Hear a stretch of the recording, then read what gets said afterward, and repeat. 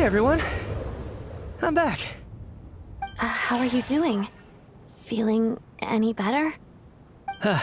Much better, thanks. Whew, it is so good to have you guys here. I was a little worried that the theater would be empty by the time I got back. Let me see. Tonya and Vodyanitsa are missing, which means... Vodyanitsa died last night. And then you discovered that Tonya was the other dead person. Am I right? Not Tonya. Petashka. First, tell us how you made it back here. Given the conditions outside, no one should be able to return alive.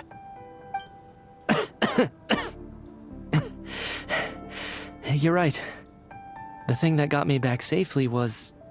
a song. I heard someone singing. After walking into the snowstorm, my mind grew hazy. I don't know how long I walked through the storm before my mind completely slipped away. Then, suddenly, I heard the sound of singing.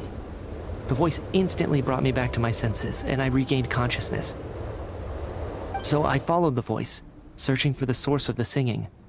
I searched and searched, until finally, just a few moments ago, there was the entrance to the theater, right in front of me. I've actually never performed this song in the theater before, because it has more of a ceremonial purpose for our people. It's not meant for the stage. It means something like, "May those we have lost watch over us, and follow this song back home in the night, so that we might be reunited once more." That must have been Vodyanitsa's requiem. Who knew it actually worked? That song is meant to guide the souls of the dead. Mitya, that must mean that you... Huh. No kidding. Seemed like I guessed right then. This is what I've been so desperate to tell you about. When I first stepped out of the theater, I was still quite lucid. My memory of it is still pretty intact. I remember the outside world being completely different than what I'd expected. It was like this was a world where only the snowstorm existed. There wasn't a trace of any humans or buildings ever having been there. I don't know how else to describe it, except to say that it just didn't seem like the real world. And as for the requiem, if I was guided here by Vodyanitsa's song, it can only mean that I must already be dead. And this is my soul, not my body. But I didn't experience a clear moment of death while I was out there. Nor do I feel any different now than before I walked into the snowstorm. You don't seem any different to me either. In fact, this is something I've been wondering about for a while now. If souls aren't physical, shouldn't they lack tangible form? Both Shram and Petashka were clearly deceased, and yet their souls didn't look or feel like ghosts at all. They were visible, tangible, no different than you or me. This raises a truly terrible thought. Is that really what Mitya is suggesting?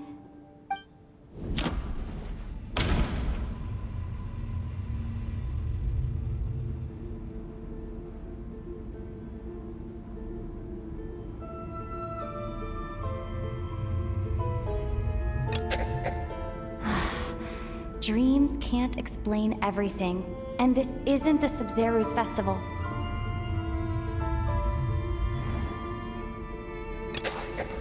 Mitya's soul was summoned back by the Requiem, confirming that he is indeed already dead. And yet, he looks no different from us. Of course, if even the long-deceased like Mr. Shram can blend in with us undetected, then maybe we've all been dead from the very start. And all of us are now souls wandering the theater.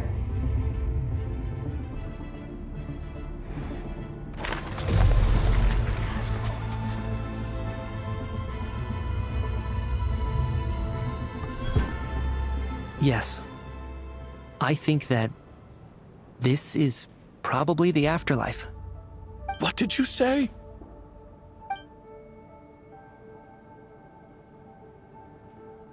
You heard me. We died in the theater. All of us did. But due to an obstruction in the theater's ley lines, our souls are trapped here, while an endless, infinite snowstorm rages outside. It's ironic, really. All that time, we were working so hard to figure out who the deceased among us were, when the truth was, we were all deceased. The only difference being some of us died more recently than others. Do you remember that note, "Death is near"? Seems like we misunderstood what it meant after all. Death was nearer than we wanted to think all along. The note simply meant that all of us were already dead. So all our attempts to survive, our search for the deceased, it was all for nothing? Hard to say. At the very least, we helped 2 lost souls find clarity and go to where they belong. The presence of those 2 is probably what caused our souls to be drawn in by the ley lines. In which case, the deaths we've awoken to over the past few days were just souls returning to the ley lines for good.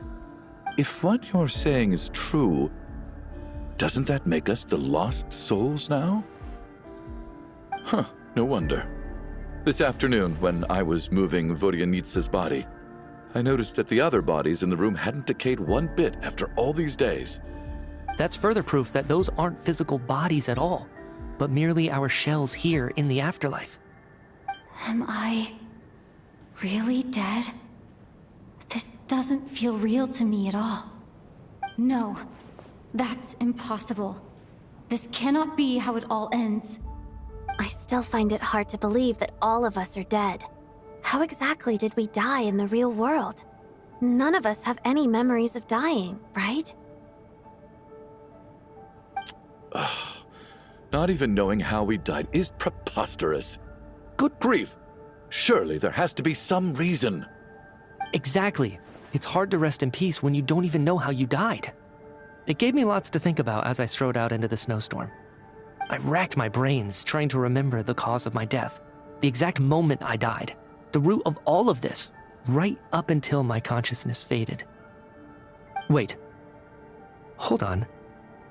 Right before I lost consciousness, I think I saw something. I can't remember. And I think I lost my notebook and pen. Mitya, your hand. Is that blood on your fingers? Huh? You're right. There's blood on the fingertips of my right hand. Looks like it's already dried. When did that happen? What the? I guess this was what I saw. I must have desperately drawn it in my own blood right before losing consciousness. What's wrong? Do you recognize the symbol? It's Renova, the ruler of death.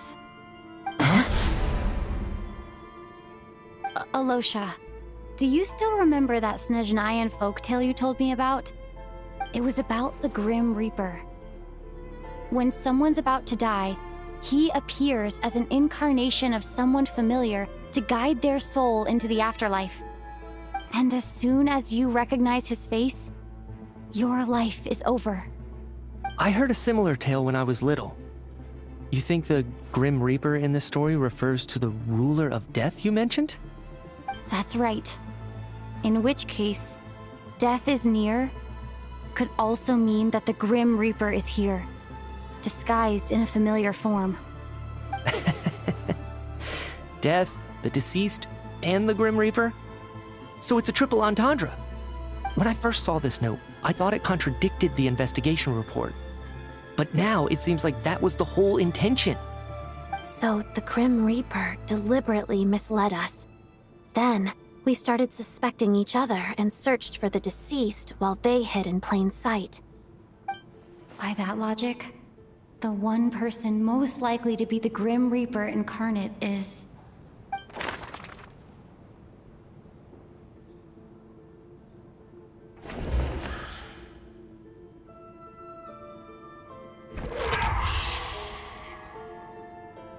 No doubt about it. It's Alosha. Looking back at how everyone has acted over the past few days, Alosha is most likely the Grim Reaper lurking among us.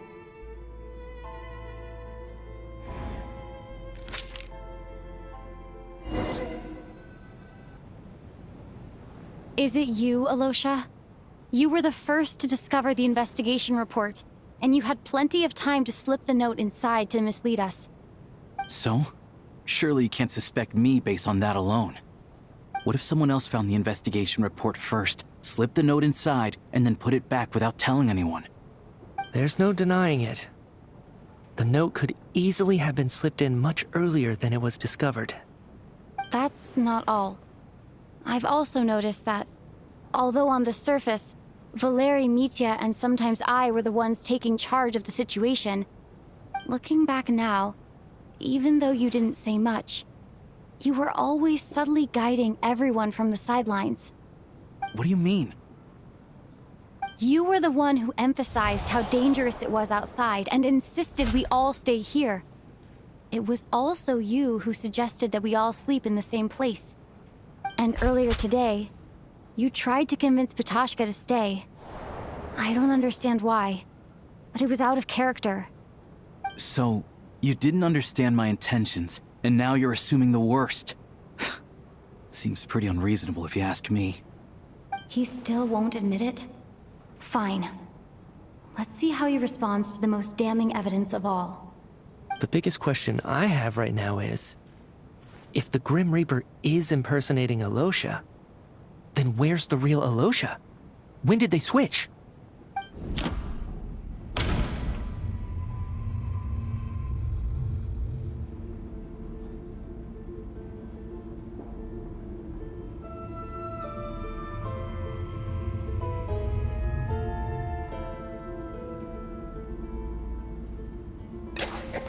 That's right.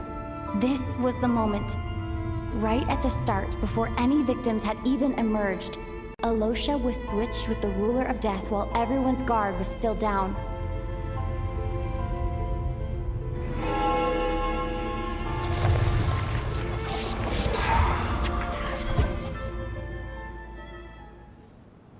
When all this began, right after the performance ended and the snowstorm began to pick up, no one suspected anything unusual. We just assumed we were snowed in. It wasn't until we discovered the bodies the morning after that we realized something out of the ordinary was going on. But it's clear now that the oddities actually started earlier than that, when Dimov walked into the snowstorm and never came back. Right. So Mr. Dimov was the first victim, not Sobolova and Torgov. And if we pinpoint that moment as the beginning of this incident, then one thing becomes clear. Alosha, you are the only person who walked into the snowstorm and came back without the help of Vojanitsa's Requiem. More precisely, Alosha never came back at all. The one who came back was the Grim Reaper. Not bad. Well, since you've backed me into a corner, I suppose there's no point in keeping up the act anymore. Alosha? You're the Grim Reaper? I am no such tired cliché. Mortals should address me as the ruler of death.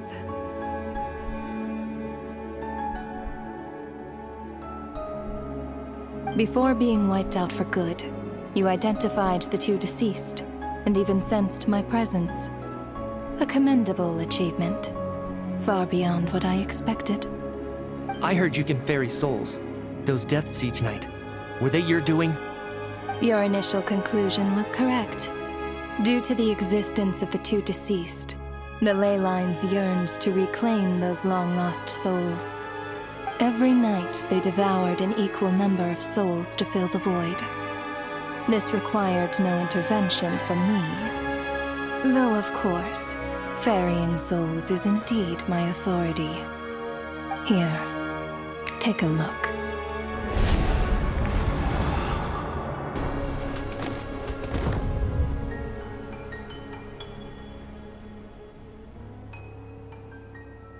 What are you doing?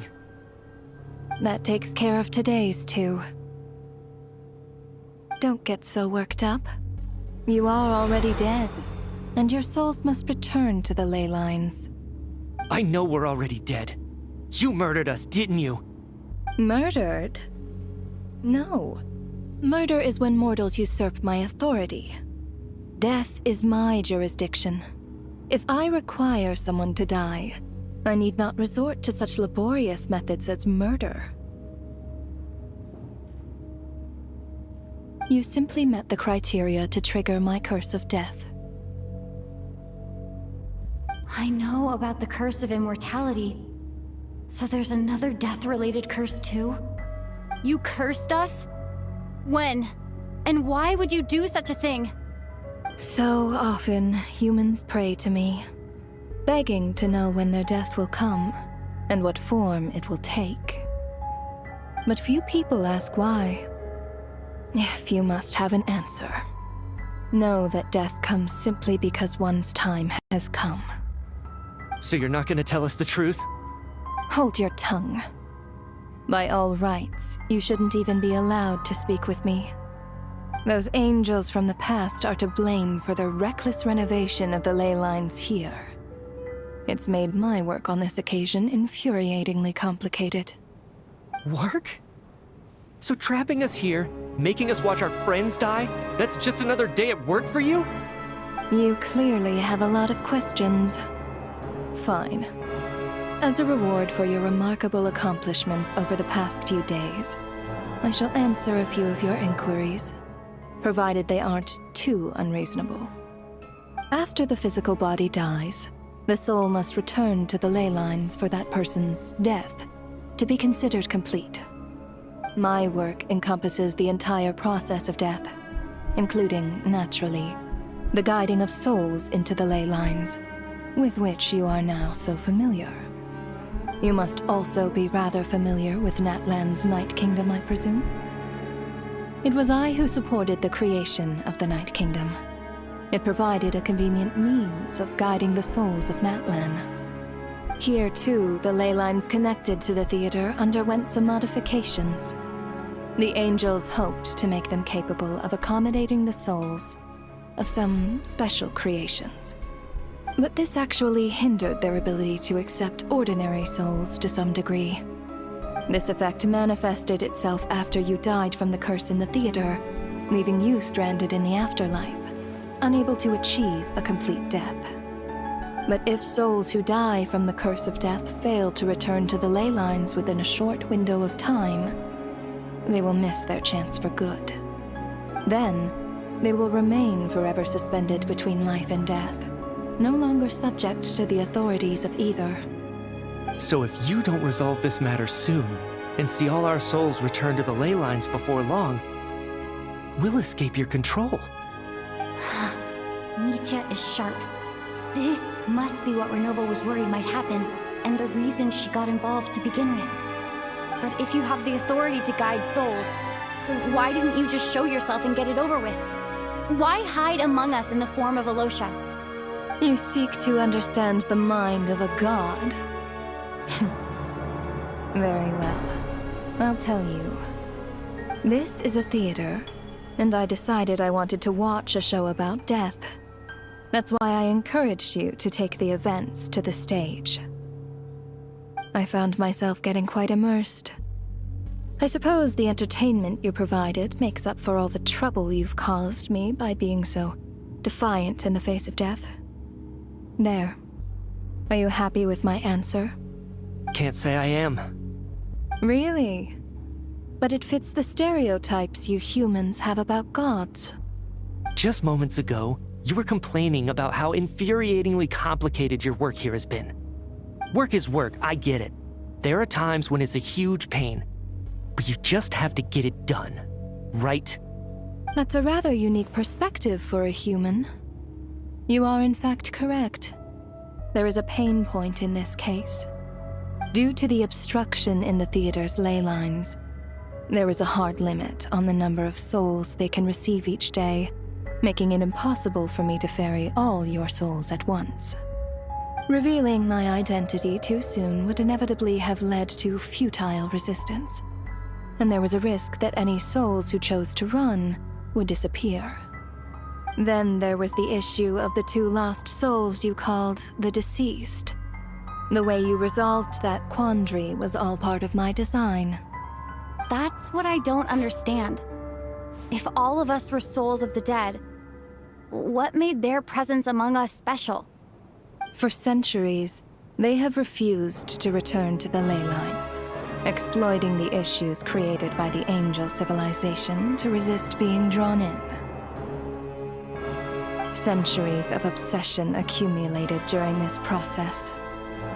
You may think of this obsession as the resentment of the dead, and in this quantity, it was a bomb that could have detonated at any moment. It reached the point where I could not afford to leave it unchecked. But the only way to fix it was to help them acknowledge their own deaths, make peace with their regrets, and willingly walk into the snowstorm. Only then, with my guidance, could they finally return to the ley lines. Otherwise, you would not like to know what the consequences would have been. I vaguely remember seeing Petashka, but in the most terrifying form. Was that in a dream? Is that what would have become of her if she hadn't returned to the ley lines? I see your dreams brought you many revelations. So you see, death in fact grants wisdom to mortals. Souls connect to all things in the world and see the chain of cause and effect between them. It's nothing unusual. Anyway, giving psychological counseling to lost souls is not my strong suit. That is more of an angel's role. It was something I could not resolve directly using my authority, so I decided it was easier to leave the bomb defusal to you. Meanwhile, of course, their presence caused the souls of other members of your party to return to the ley lines each night. From where I stand, that was killing two birds with one stone.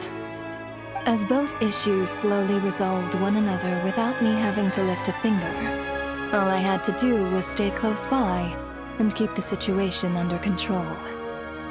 Then use my authority to wrap things up at the end.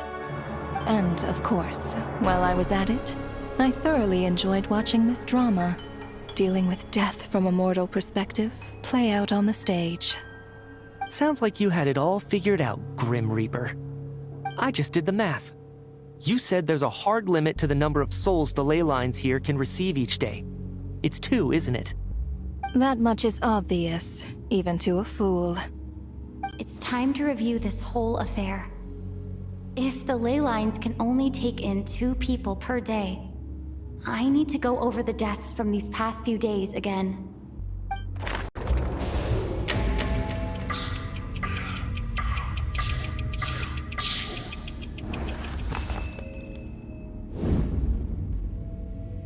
Looking back now, none of us had the faintest idea at the time.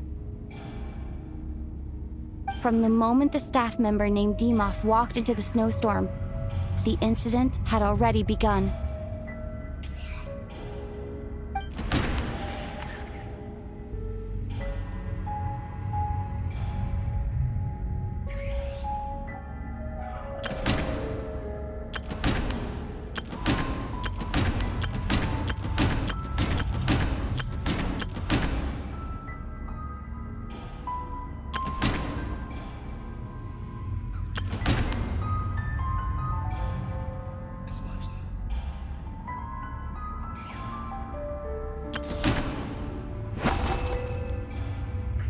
No.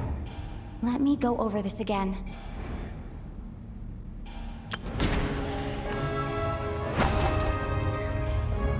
No. Let me go over this again.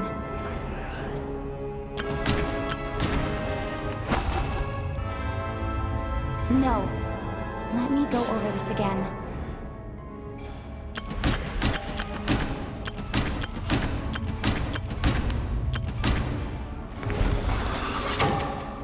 Alosha was the second to walk into the snowstorm after Demoff to investigate.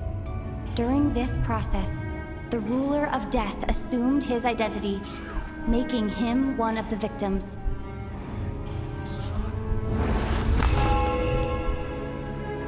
During our first night in the theater, everyone was caught up in the novelty of it all. No one could have expected there would be victims the very next morning. Despite all the confusion, and with the help of hindsight, we finally began to realize that something was amiss with the snowstorm.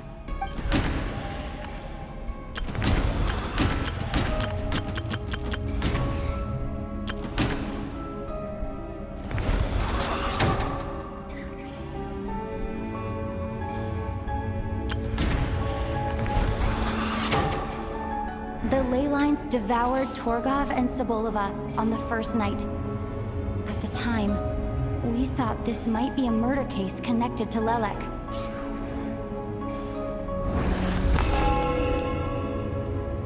Odette and I spoke a lot that night. 3 people were on watch, but in the morning, we discovered that someone had fallen victim all the same.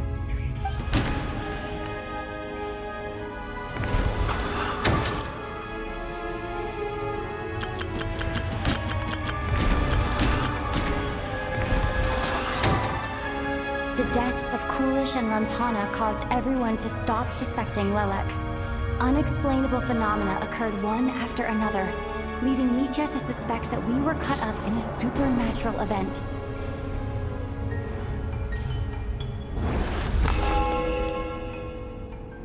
Later, we discovered that there seemed to be an extra person among us, and subsequently discovered the existence of the deceased. Mr. Shram realized he was the deceased and walked into the snowstorm to return to the ley lines of his own accord. It turns out there really was a dead person among us.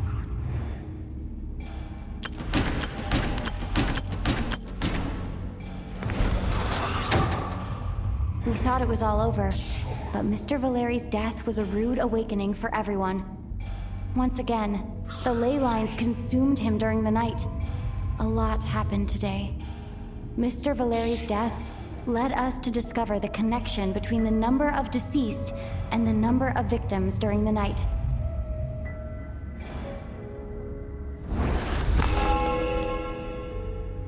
The fact that there was more than one deceased seemed to bring us back to square one. Odette revealed some information she had been keeping to herself.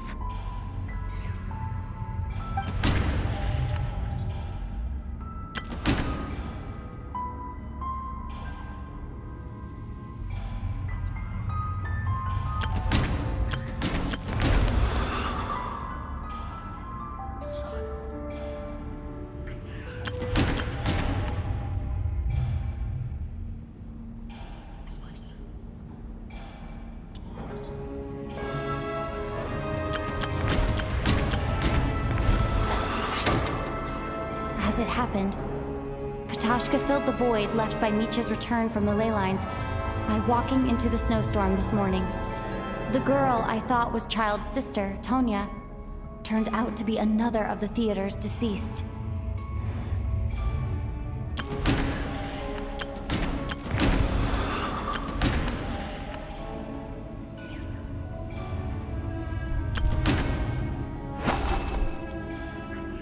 Although Mitya did indeed walk into the snowstorm that day, he returned from the ley lines with the help of Vodyanitsa's requiem. The void in the ley lines hasn't been filled. So, let's rule out Mitya for now.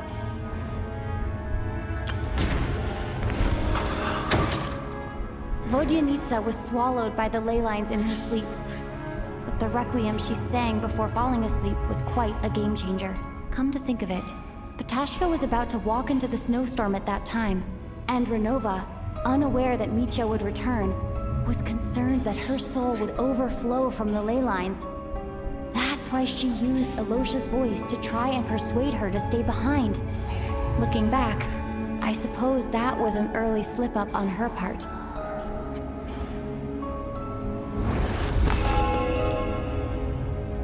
No one could have expected anyone who walked into the snowstorm to return. But just after nightfall, Mitya returned, bringing crucial information with him. Various truths began to surface, including that all of us were already dead, and that the ruler of death was here among us. Then, after revealing her true form, Renova callously claimed 2 souls.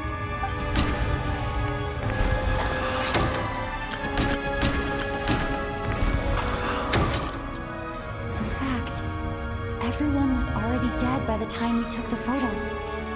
And in the days since, we've experienced many more partings in the afterlife. Now, only Mitya and I remain. And the true culprit behind everything still stands before us.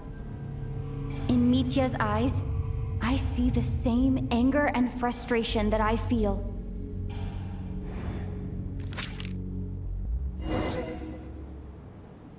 That covers everything. It's all clear now.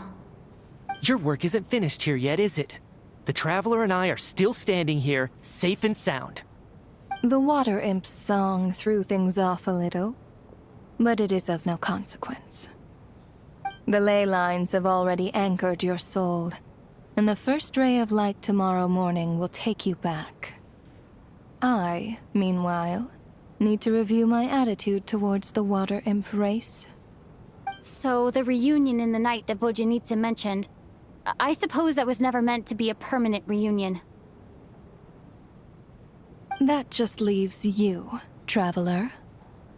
My power only allows me to temporarily separate your soul from your body. The ley lines of Teyvat would not accept you. And your soul is firmly anchored to your body by your will. For a descender like you, who is not bound by Teyvat's rules, your death can only be brought through the most violent of means, such as directly destroying either your body or soul. I have no interest in involving myself with Descenders, for now. Although, this may change if Asmodee remains missing, or you insist on interfering with our affairs. One last question then. All our struggles and sacrifices here, they were meaningless from the very beginning, weren't they? Death abides no reason. Besides, what you call sacrifice is merely a concept created by humanity. To me, it is nothing more than a self-indulgent charade in the face of death. Mere mortals fantasizing that their actions could reclaim something from my grasp. A truly laughable idea.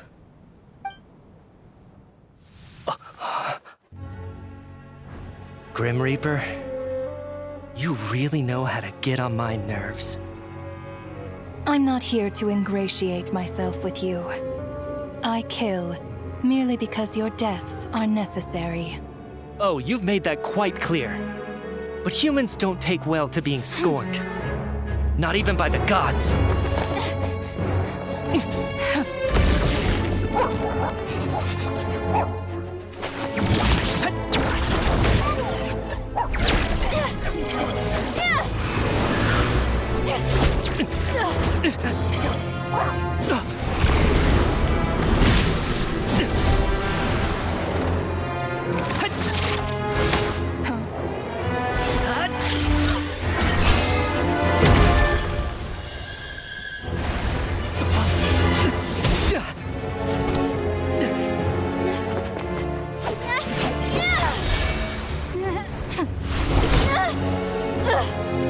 This is futile.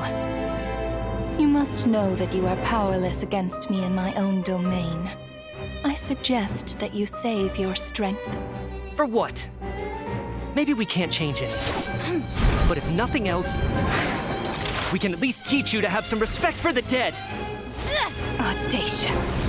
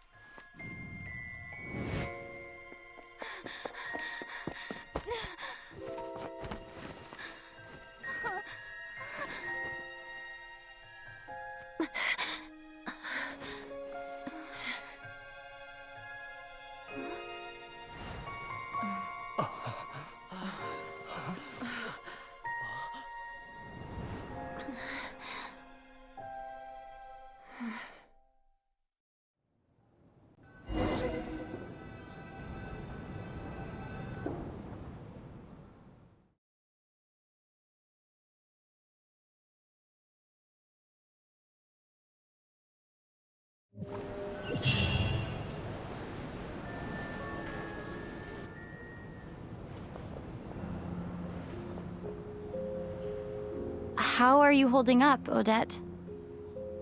What happened to me? How much do you remember? What do you mean? Is the performance over? I can't seem to recall what happened. Has Odette already forgotten?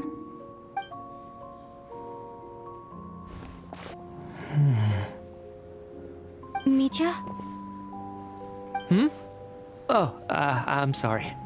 I guess I spaced out there for a second. Remind me who you are? Don't you remember anything?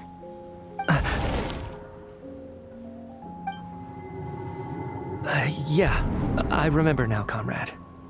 Looks like we guessed right. Just like me when Odette found me at the Armory Palace, for some reason, everyone killed by the Ruler of Death eventually came back to life. Just with one catch. They forgot what happened while they were dead. Odette and the others have already forgotten everything. Why were you able to remember this time? Could this be the reason? You said this is the Ruler of Death's symbol, right? I don't see anything there. You don't? Huh. Okay, I guess that makes sense. I carved this into my hand in the afterlife, so it's not visible in the physical world. Does that mean I carved this symbol into my soul? What an unsettling thought. Still, at least I get to remember what happened. I suppose it's a blessing in disguise. What about you, though? The Ruler of Death mentioned that you're a descender? Is that why you can remember? A full explanation would get complicated very quickly, but that's essentially it. Well then, now that it's all over, let's figure out what we've learned. The first thing I notice is that everything here is precisely as we left it, right before our deaths. This confirms that time passes differently in the afterlife than in the real world. They say that right before death, time slows down and your whole life flashes before your eyes. That must be how you know you have one foot in the afterlife by that point. Anyway, clearly the few days we spent in the afterlife probably only amounted to a few short minutes in the real world. This also aligns with previous reports of widespread temporary memory loss among the Armory Palace personnel. Now it seems likely that those were all brief deaths caused by the Grim Reaper's so-called curse of death. To those unaware of the truth, dying and coming back to life must feel similar to a short bout of catatonia.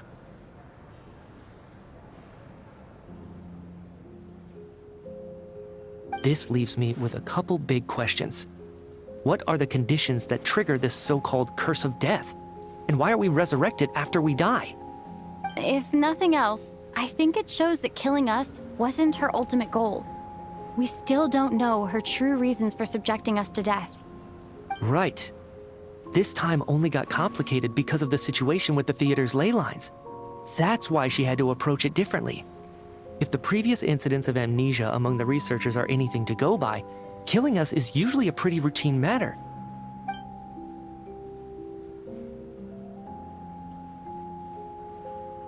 Come to think of it, wasn't I about to note something down before I died?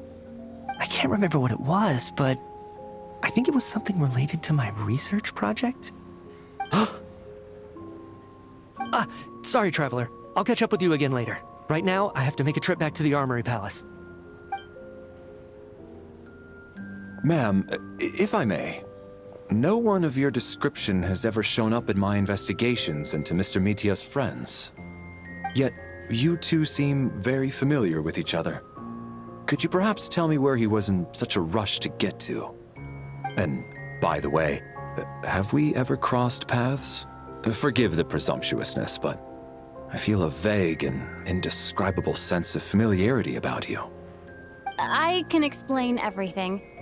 Could you help me gather everyone in the theater in one place?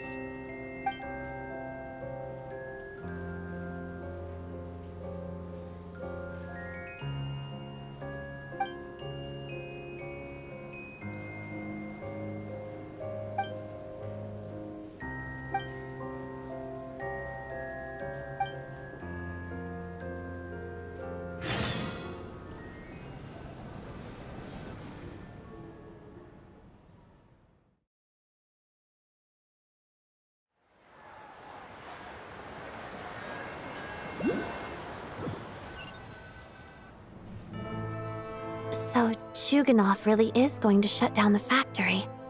I guess this theater incident actually did us some good after all. So, you said I promised to take you to the Armory Palace while we were in the afterlife, yes? I believe you. I think I even have a vague memory of it. Agreed. Let's check in on her first. The whole reason for our trip to the Armory Palace anyway is to figure out what's going on with her health.